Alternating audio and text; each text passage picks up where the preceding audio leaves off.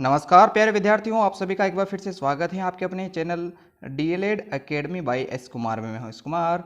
आज की इस वीडियो के अंदर अपन पढ़ने वाले हैं कि आंकड़ों के प्रबंधन से रिलेटेड जो प्रश्न होते हैं, जो लिखित प्रश्न आपको जहां क्वेश्चन को सोल्व करना पड़ेगा, वो किस टाइप से आते हैं। मैं आपको पिछले वर्षों के पेपर के क्वेश्चन के अकॉर्डिंग इस वीडियो में प्रश्नों को समझाने वाला हूं। तो आपको करना कुछ भी नहीं है, बस कंटिन्यू करना है इस वीडियो को एंड तक और आपको पूरा कॉन्सेप्ट समझ में आ जाएगा कि किस प्रकार से प्रश्न पूछे जाते हैं। थ्योरेटिकल प्रश्न अपन कल कर चुके हैं। आज अपन जो है सवाल जो आपके पिछले वर्ष के पेपर में पूछे गए हैं उसी के अकॉर्डिंग प्रश्नों को हल करना सीखेंगे। तो चलिए शुरू करते हैं इस वीडियो को। सबसे पहले अपन बेसिक से प्रश्न को जानते हैं। दोस्तों, कल आपने बारंबारता बंटन सारणी को पढ़ा है। वहाँ अपन ने बात की थी कि एक बारंबारता बंटन सारणी में तीन चीज़ें पाई जाती हैं। सबसे पहला परिसर होता है, दूसरा उसके अंदर बारंबारता होती है और तीसरा उसके अंदर वर्ग अंतराल होता है। और जब कभी वर्ग अंतराल नहीं दिया जाता है तो आपको मिलान चिन्ह या गणना चिन्ह दिया जाता है। एक प्रश्न आपके सामने यहाँ आपको दिखाई दे रहा होगा। इस प्रश्न में आपसे कहा गया है कि एक विद्यालय की कक्षा 4 के 30 विद्यार्थियों द्वारा 100 में से प्राप्त अंक निम्नानुसार हैं। यानी कि 100 में से आपने जो अंक प्राप्त किए हैं उनको आपको यहाँ दिया गया है। दोस्तों, जब ऐसे आंकड़े आपको दिए जाए तो आपसे फिक्स है कि वो बारंबारता सारणी बनाने को कहेगा। और इस सारणी बनाने को अपन कल देख चुके हैं कि इस प्रकार से सारणी बनाते हैं। फिर भी मैं आपको यहाँ जो है उसको बना के दिखाऊंगा। इसके अलावा यहाँ जो है आपको गणना चिन्ह का प्रयोग करना होता है। दोस्तों, गणना चिन्ह किसे कहते हैं? मिलान चिन्ह से, मिलान चिन्ह जो होता है उसी को गणना चिन्ह कहते हैं। तो इसको भी अपन डिस्कस करेंगे। ये आपका जो प्रश्न है डीएलएड 2021 जो पिछला सत्र है, पिछले वर्ष जिनका बीएसटीसी फर्स्ट ईयर हो चुका है उनके ये प्रश्न आया हुआ है। तो आपको भी जो है ऐसे ही तैयारी रखनी है। वीडियो जो है कंटिन्यू रखें, आपको पूरा समझ में आ जाएगा। तो इस प्रश्न को सॉल्व करते हैं। सबसे पहले तो परिसर बनाते हैं। क्या बनाते हैं? परिसर बनाते हैं। और जब कभी भी परिसर बनाने की बात आती है तो परिसर के अंदर आपको जो है निम्न से उच्च की ओर चलना होता है। तो आप चाहे तो 10-10 का भी वर्ग अंतराल लेकर इनको बना सकते हैं, परंतु मैंने यहाँ जो है 20-20 का अंतराल लेकर इसे बनाया है। जैसे 0 से 20 तक का ले लिया, 20 से 40 तक का ले लिया, 40 से 60 तक का ले लिया, 60 से 80 और 80 से 100। और उसके अंदर देख लिया कि भाई 0 से 20 तक की जो संख्याएं हैं वो 2 संख्या हैं, 20 से 40 तक की 7 संख्या हैं, 40 से 60 तक की 9 संख्याएं हैं और 60 से 80 के बीच की 6 और 80 से 100 के बीच की भी कितनी है? 6 हो गई है। और कुल मिला के इनको अगर देखें तो 30 ये जो है आपके विद्यार्थी हैं, यानी बारंबारताओं का कुल योग कितना है? 30 है। और इसी के अकॉर्डिंग आपको गणना चिन्ह लगाना है जिसे आप मिलान चिन्ह कहते हो। दोस्तों, ये प्रश्न 6 नंबर का होता है और आपको 3 स्टेप इसे पूरा करने के बाद 6 नंबर मिल जाते हैं। आपको लग रहा होगा कि इतना छोटा छोटा सा आंसर है तो फिर इसके 6 नंबर कैसे मिलेंगे? दोस्तों, यहाँ आंसर छोटा होने या बड़े होने का मतलब नहीं है। यहाँ मतलब ये रहता है कि आपने प्रश्न को करने में समय कितना अधिक लगाया है।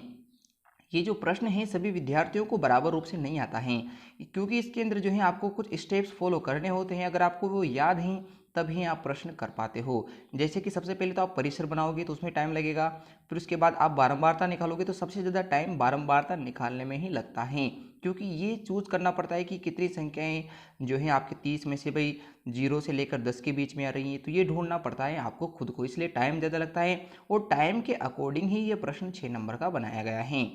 और अपन यहाँ देखते हैं गणना चिन्ह। गणना चिन्ह जो होते हैं वो इन संख्याओं के आधार पर बनाए जाते हैं। जैसे कि 2 का गणना चिन्ह क्या रहेगा? तो 2 को अपन ऐसे लिख सकते हैं। अब 7 हैं तो 7 का गणना चिन्ह कैसे बनाएंगे कि 5 तक का पहले बनाते हैं, फिर उसके अलावा जो बच जाता है उसको अलग लिखते हैं। जैसे 5 का बनाना है तो कैसे, 7 का बनाना है तो कैसे बनाएंगे? 1 2 3 और 4 बना के ऐसे आड़ी रेखा इसके बीच में बना देंगे। तो जो है 5 का एक पूर्ण गणना चिन्ह बनता है। 5 जो हैं वो एक पूर्ण गणना चिन्ह माना जाता है। और इसके अलावा अब कितना बचा हुआ है? 7 में से 5 हो गए तो 2।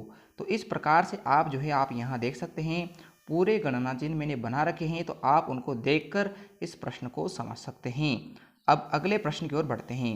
अगला प्रश्न आपके सामने है कि एक परिवार की मासिक आय, एक परिवार जो है अपनी मासिक आय का कुल खर्च, वो जो महीने के अंदर जो पैसे कमाते हैं उसका 50% जो है भोजन पर खर्च करते हैं और अन्य खर्चों के अंदर देखें तो 25% जो है शिक्षा पर खर्च कर रहे हैं और 25% की क्या कर रहा है, वो बचत कर रहा है। एक परिवार ऐसा है जहाँ जो है 50% तो भोजन पर खर्च किया जा रहा है, 25% आपकी शिक्षा पर खर्च कर रहा है और शेष 25% जो बचता है वो आपके बचत कर रहा है।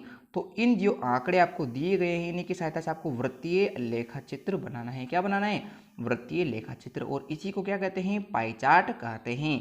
एक वृत्ताकार आकृति बनाकर उसके अंदर उसके छोटे छोटे भागों को दर्शाना होता है, जैसे कि यहाँ 3 भाग दे रखा है। तो ये प्रश्न आपके डीएलएड 2019 यानी कि बीएसटीसी के पेपर 2019 के अंदर पूछा जा चुका है। इस प्रश्न को सोल्व करते हैं। सबसे पहले आपको एक वृत्त बना लेना है।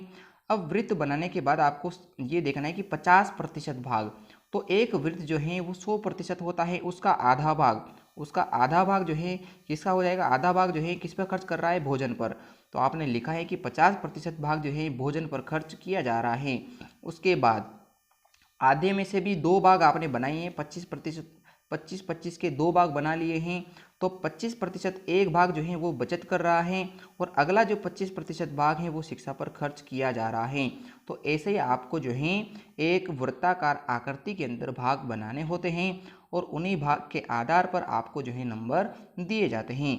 तो ये जो आपने आरेख देखा है अभी, ये वृत्ताकार आलेख है जिसके अंदर आपने एक परिवार की मासिक आय जो खर्च की है और आपने जो बचत किया है उसको इसके अंदर दर्शाया है। तो इस प्रकार आप वृत्ताकार आलेख के अंदर जो है क्वेश्चन को हल कर सकते हो। इसके अलावा वृत्ताकार आलेख का एक और प्रश्न होता है, इसके अलावा भी आपसे कोण पूछ सकता है, उसको भी अपन देख लेते हैं कि कोण के प्रश्न किस प्रकार से पूछ सकता है। एक और अगला प्रश्न आपको दिया गया है कि एक परिवार है जो अपनी आय का 40% तो भोजन पर खर्च कर रहा है, 15% मकान के किराए पर खर्च कर रहा है, 20% शिक्षा पर खर्च करता है और 25% अन्य कार्यों में खर्च कर रहा है। यानी कि इस बार 3 की जगह 4 भाग आपको दिए गए हैं।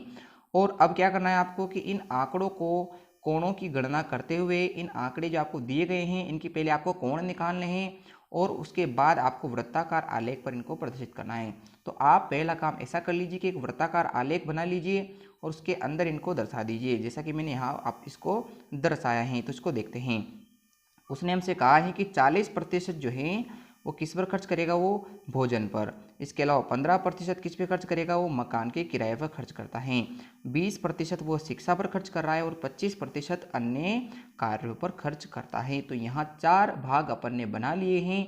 आपको ये भाग बनाना आना चाहिए, क्योंकि जिसने भिन्न वाला वीडियो नहीं पढ़ा है तो वो ये बनाना नहीं सीख सकता है।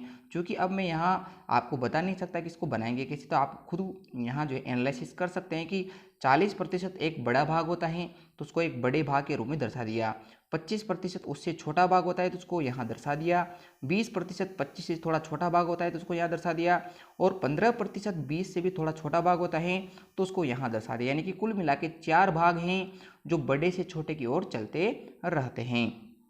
अब आपको अगर कोण निकालना है इन सभी प्रतिशत का तो आप क्या करोगे, एक एक करके कोण निकालोगे। जैसे कि सबसे पहले यहाँ आपको यहाँ दे रखा है कि 40% किस पे खर्च कर रहा है, वो 40% खर्च कर रहा है आपके भोजन के अंदर खर्च कर रहा है। तो अब इसका कोण निकालना है। दोस्तों मैंने आपको बताया था कि वृत्ताकार आकृति के अंदर जब भी कोण निकालना होता है तो उसके अंदर कुल कोण 360 डिग्री का माना जाता है।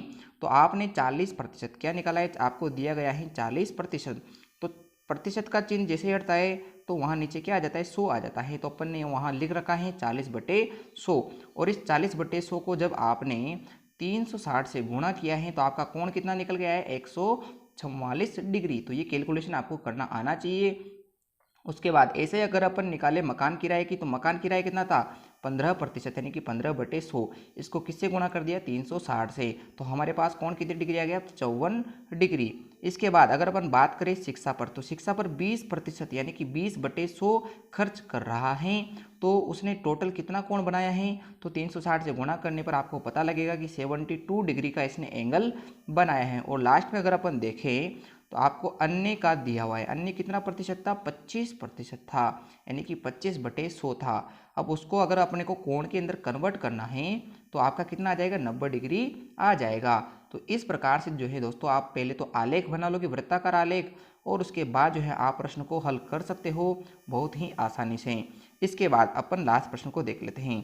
लास्ट प्रश्न आपके सामने दिया हुआ है कि एक वर्ग अंतराल दे रखा है और इसकी बारंबारता आपको दे रखी है और आपसे नीचे बोल रहा है कि आपको इसका एक दंड आलेख बनाना है। तो दंड आलेख अगर आपको बनाने की बात आ जाती है तो इसको अपन बनाते हैं। दोस्तों दंड आलेख के अंदर सबसे पहले परिसर आपको दिया जाएगा और परिसर देने के बाद आपको जो बारंबारता दी जाती है उसी के अकॉर्डिंग एक डायग्राम बनाना होता है। बहुत ही सिंपल है।